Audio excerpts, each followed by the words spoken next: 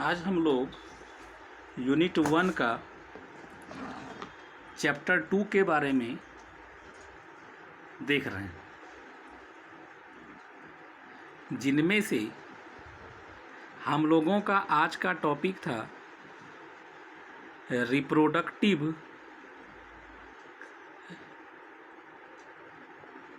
Health and problem.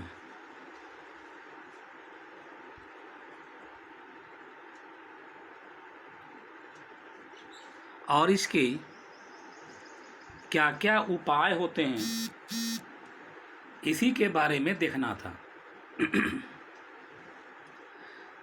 कल के class में हम लोग रिप्रोडक्टिव हेल्थ का क्या क्या इश्यूज़ है, क्या क्या प्रॉब्लम है, उसके बारे में हम लोग देख चुके हैं। आज का टॉपिक हम लोगों का चलेगा उपाय के बारे में, उसका क्या क्या स्ट्रेटजीज है, इसी के बारे में हम लोगों को देखना है। देखा जाता है कि भारत विश्व का पहला ऐसा देश है जिसने सामाजिक लक्ष्य को पूरा करने के लिए कई योजनाओं को आरंभ किया था। सामाजिक लक्ष्य का मतलब होता है सामाजिक रूप में एक पैमाना निर्धारित की जाती है। उसी लक्ष्य को पूरा करने के लिए भारत सरकार कई योजनाओं को आरंभ किया था। जैसे एग्जाम्पल के तौर पर कह सकते हैं कि 1951 में परिवार नियोजन कार्यक्रम को आरंभ किया गया था। अब ये परिवार नियोजन कार्यक्रम है क्या चीज़? परिवार नियोजन कार्यक्रम के अंतर्गत कहा जाता है कि परिवार में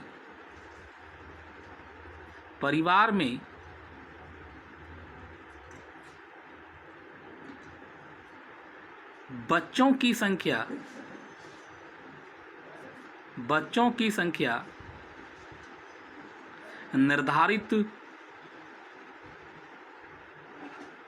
संख्या निर्धारित करने के लिए जो योजना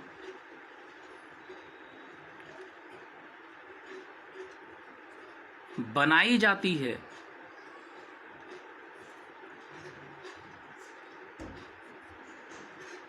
उसे ही परिवार नियोजन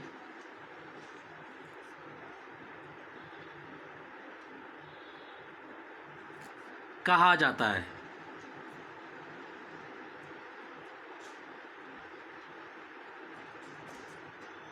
इसके बाद 1997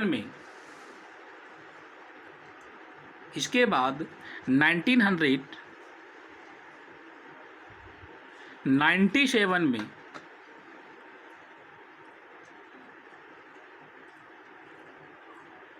प्रजनन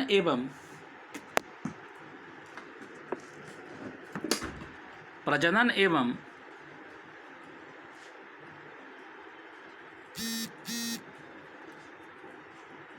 शिशु स्वास्थ्य देखभाल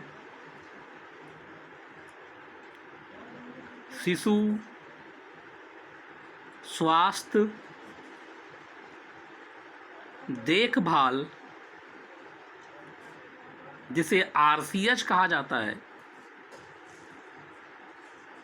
आरंभ किया गया था।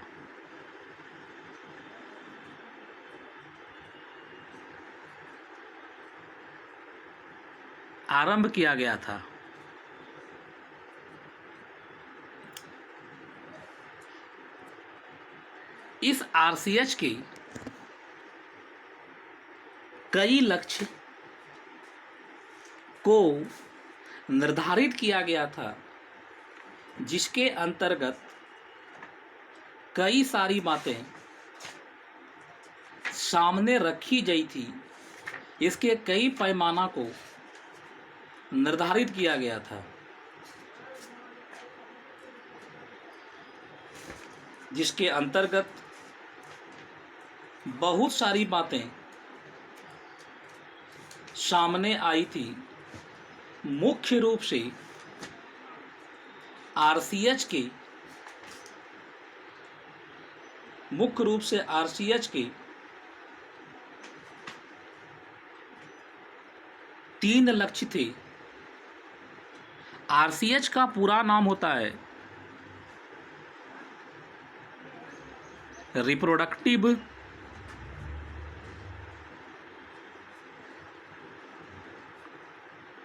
And child health care.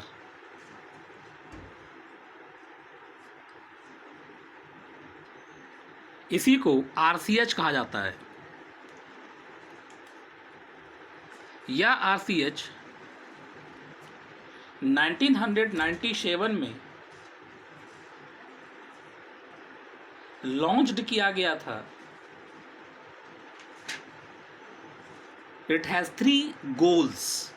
इस आरसीएच के 3 गोल थे।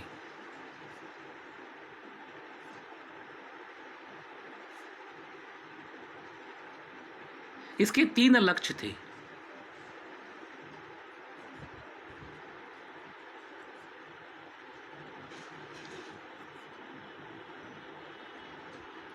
इसके 3 लक्ष्य थे। क्या क्या लक्ष्य थे? सबसे पहला इसका लक्ष्य था आरसीएच का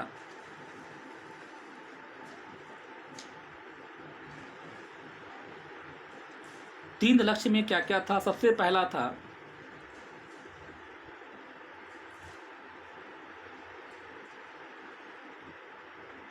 प्रजनन स्वास्थ्य। सबसे पहला था प्रजनन स्वास्थ्य।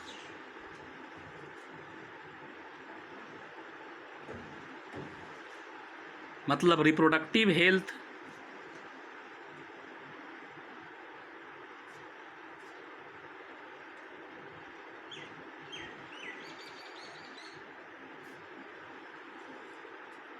पहला था रिप्रोडक्टिव हेल्थ।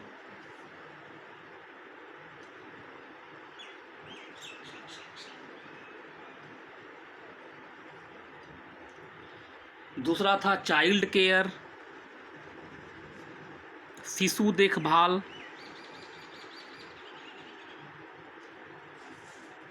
शिशु देखभाल।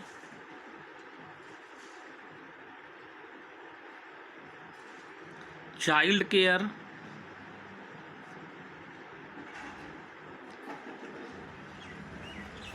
और तीसरा था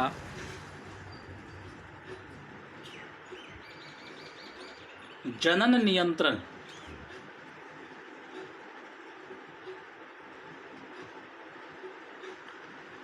जन्म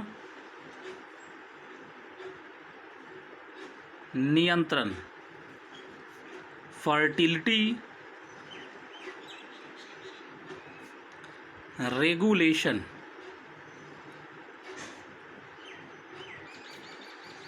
तो आरसीएच को 3 गोल निर्धारित किया गया था।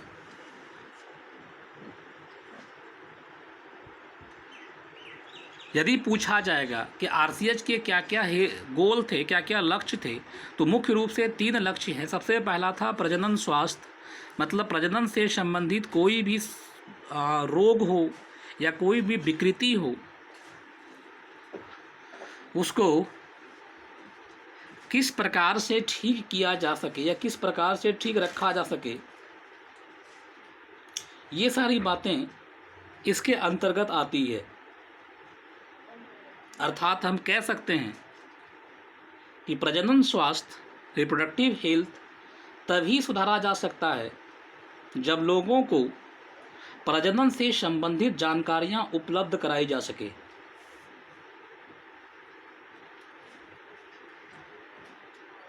इसके अंतर्गत बहुत सारी विकृतियां सामने आती है, जिसकी जानकारी अवश्य लोगों को उपलब्ध कराई जा सके। इसके पश्चात ही रिप्रोडक्टिव हेल्थ लोगों का ठीक हो सकता है। दूसरा होता है शिशु देखभाल। शिशु देखभाल का मतलब हुआ कि आफ्टर बर्थ, बच्चे के जन्म के बाद उसकी देखभाल कैसी करनी चाहिए, किस प्रकार बच्चों को समय समय पर क्या क्या चीज़ चाहिए, क्या क्या उपलब्ध करानी चाहिए, इसकी देखभाल, केयरिंग कैपेसिटी जिसको कह सकते हैं, आप चाइल्ड केयर कह सकते हैं। इसलिए हमारे भारतवर्ष में चाइल्ड केयर यूनिट भी बनाया गया है। वह चाइल्ड केयर यूनिट बार बार लोगों को जागरूक करता है, लोगों को समझाता है कि किस समय अंतराल में, किस उसके एज में, किस बच्चे के एज में क्या क्या उसको सावधानी बरतनी चाहिए, क्या क्या चलनी चाहिए। तो ये सारी बातें जो है चाइल्ड केयर के अंतर्गत आती है। और सबसे लास्ट आता है जन्म नियंत्रण। जन्म नियंत्रण का मतलब हो गया परिवार में बच्चों की जनसंख्या को किस प्रकार कंट्रोल किया जाए, किस प्रकार नियंत्रित किया जाए।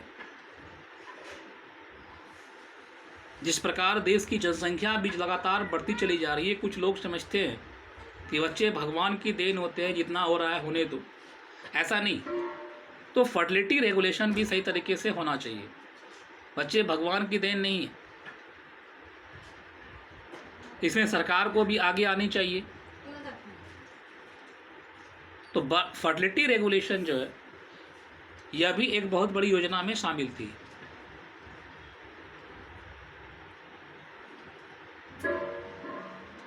तो RCH, it has 3 goals.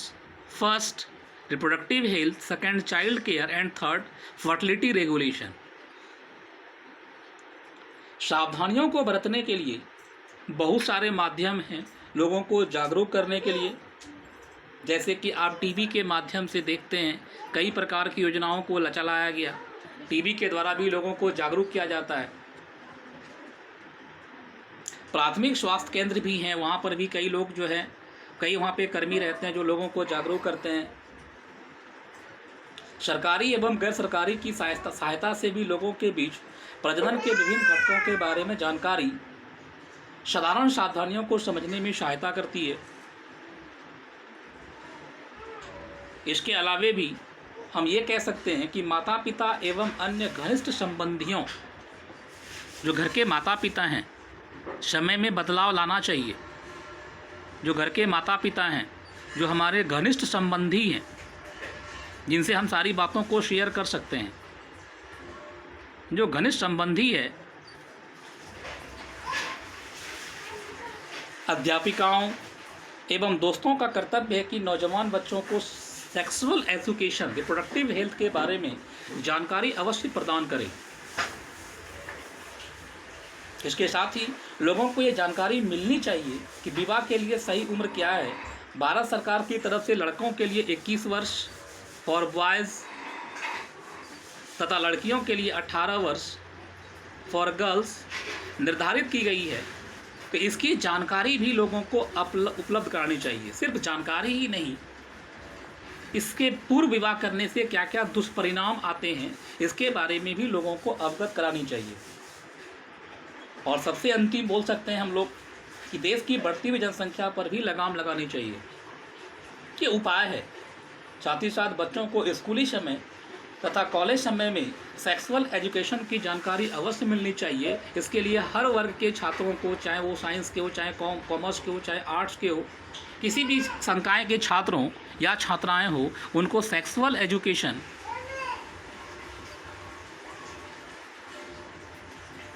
अर्थात रिप्रोडक्टिव हेल्थ के बारे